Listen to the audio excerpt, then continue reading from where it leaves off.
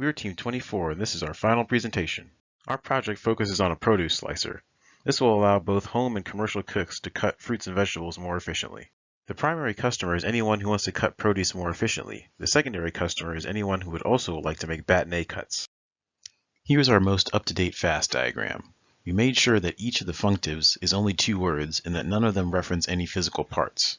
For example, ensure uniform cuts has now become cut uniformly. Here is the function component mapping matrix.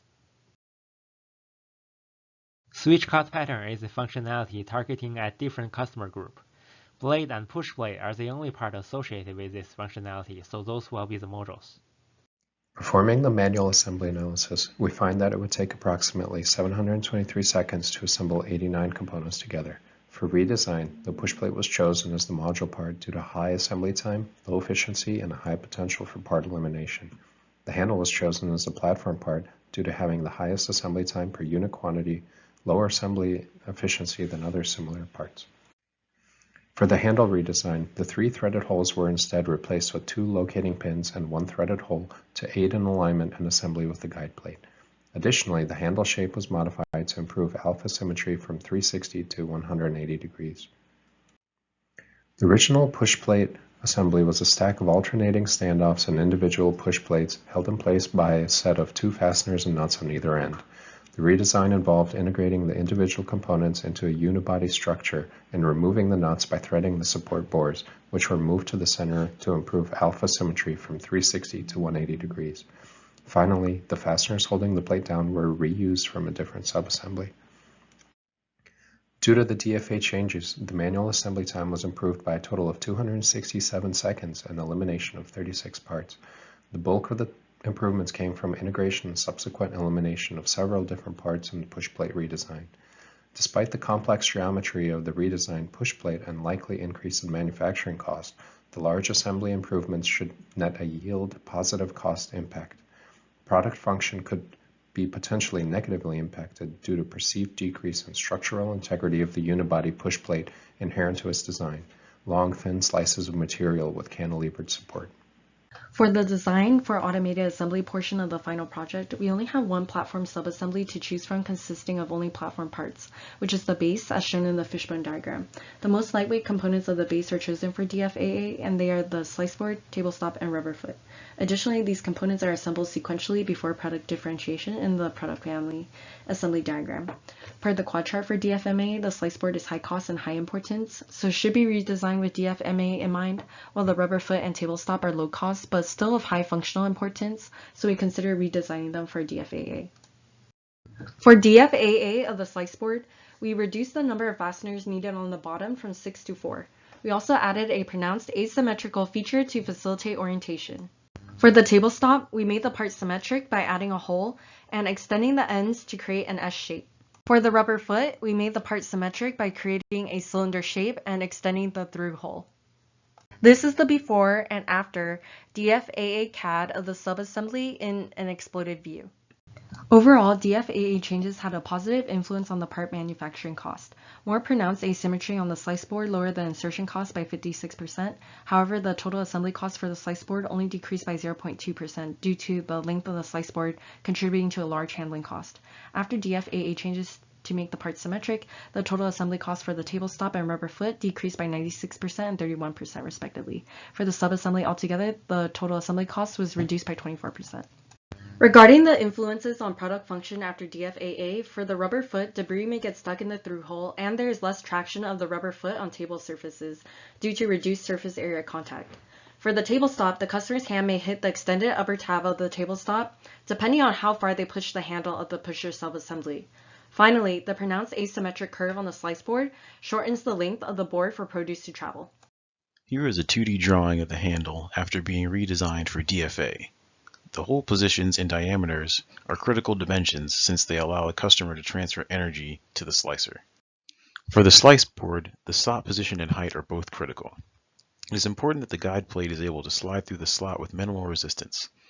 The mounting hole position and diameter is critical to being able to sufficiently support the produce.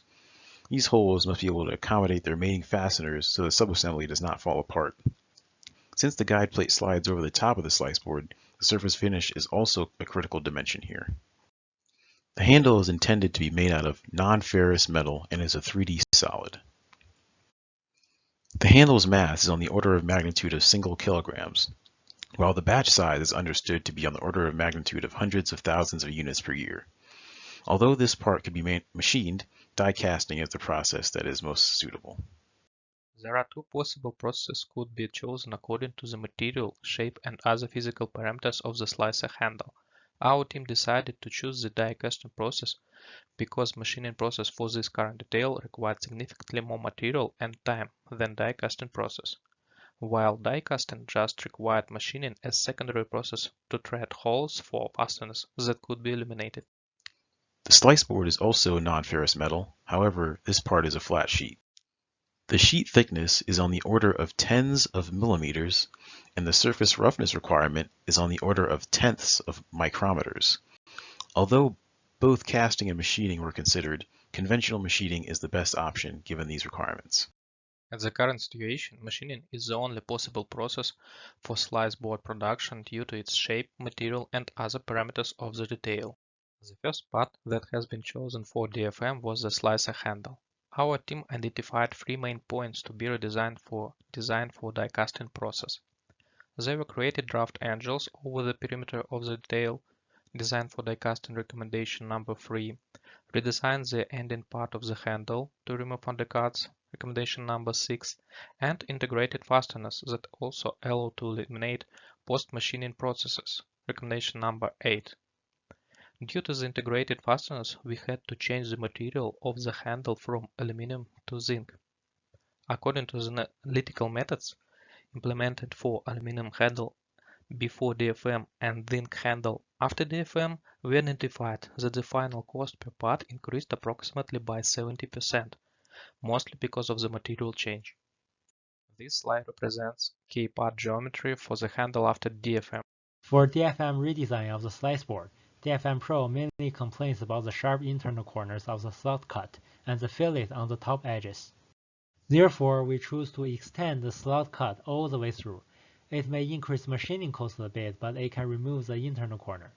We also removed all outer fillets, which largely reduce tool engagement and milling time.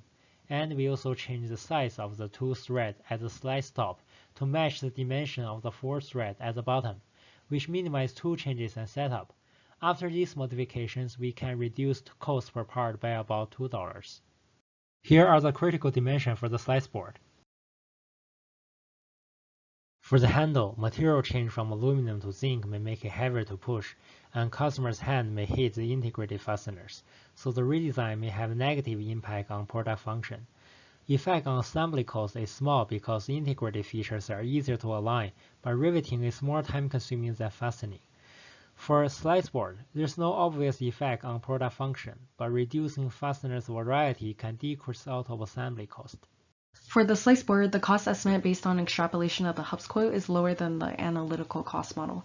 This may be due to a bulk discount being applied, production from suppliers in a lower wage country, market fluctuations, or because of long-range extrapolation. The cost estimate based off Hubs extrapolation for post-DfM was higher than pre-DfM. This is possibly due to more machine time needed in the post-DfM part to extend the size slot cuts. For our product service system, we will provide 3 services through a telephone helpline, website and online forum, and an in-person store. All 3 services will improve customer experience by allowing easy access to service representatives for any inquiries or feedback regarding the product. Through the website, customers can order replacement parts online and look up how-to videos, such as how to assemble the product. The in-person store will also allow for purchasing of produce slicer parts, provide knife sharpening services, and allow customers to dispose of outdated products. Through all 3 services, we will reduce costs to the customer by preventing accidental damage to components. To reduce negative impact on the environment, we will reduce material use by resharpening knife blades instead of customers prematurely buying replacement ones. Finally, the in-person store will also collect outdated products for recycling or refurbishing to minimize waste. With DFA and DFM, we were able to cut our total part count down from 89 to just 53 parts and reduce our assembly cost by 24%. Our new product is easily manufacturable and uses lots of symmetry. However, it may be awkward to operate and heavier and less aesthetic. If starting the project over again, we may want to utilize more complicated manufacturing techniques or consider different parts for DFA analysis. We are Team 24. Thanks for listening.